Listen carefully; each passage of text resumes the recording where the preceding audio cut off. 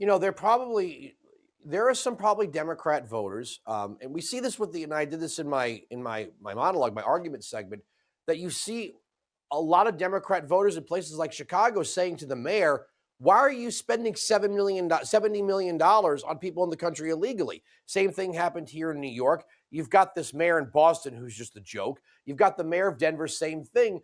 You've got constituents saying, why are you spending our money like this? Spend it on us, we the people. And now you open that up federally and you see how much this money's it's not going to clean water projects in Africa or building schools in Central America. They're putting on drag shows in foreign nations. They're trying to bring DEI to foreign countries. They're giving out scholarship money in foreign countries. If you're a kid trying to get into college here, you're going, why the hell are you giving scholarships away in Egypt? You should be doing that here if you're going to do it. No, it's bad. I mean, the foreign money through USAID, I think there's a reason why the Trump administration picked that to target first. I work with Peter Schweitzer here at the Government Accountability Institute. We did a book called Clinton Cash. I actually traveled to Haiti. I know. I read it. Yeah, for the research for that book. Thank you for reading it. And so, we exposed how USAID money went to people who gave Bill Clinton money for speeches. I mean, it's been a slush fund for Democrats' friends for a long time. And the fact that they started there, they said, this is what your money's going to. People said, really?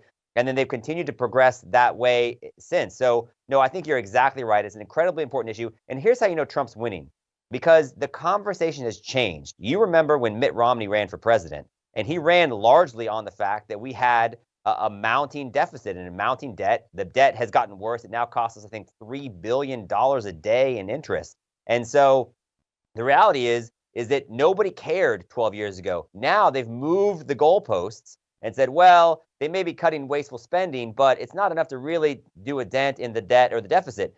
The point is, this is something that has been needed to be tackled for a long time.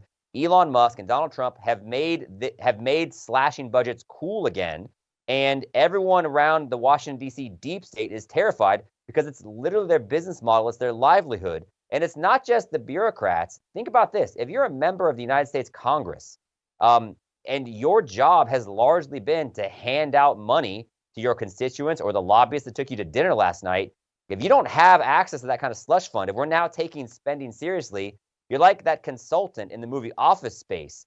People are going to ask you, so what is it you say you do here? You do around here? Yeah, because you don't have the tax dollars to pass around anymore. So there's a reason why members of the elected class are dubious of this as well. But it just shows you how powerful the deep state is. We got a reminder of that recently with the Supreme Court decision where even John Roberts and Amy Coney Barrett sided on behalf of this local judge.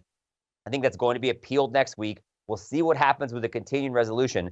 But the number one thing that Donald Trump is doing to win on this issue is not slashing one program or another, but it's literally changing the paradigm of the conversation that we have around spending, what's appropriate, what's not. And that has made a profound difference in less than 2 months. It's quite remarkable. For full shows, live and on demand, it's Salem News Channel.